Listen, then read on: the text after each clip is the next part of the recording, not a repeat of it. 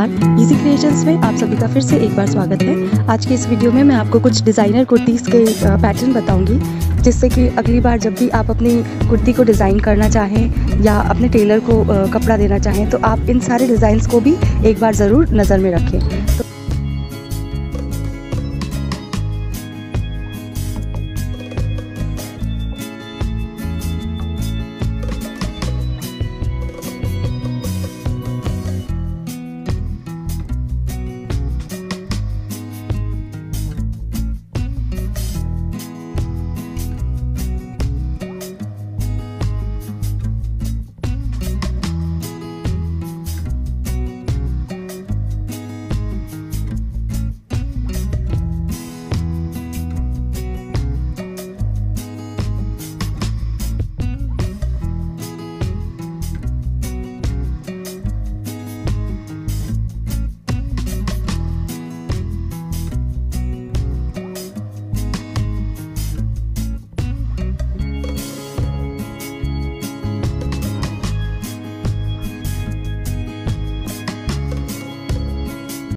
तो फ्रेंड्स, कैसे लगे आज के डिज़ाइंस?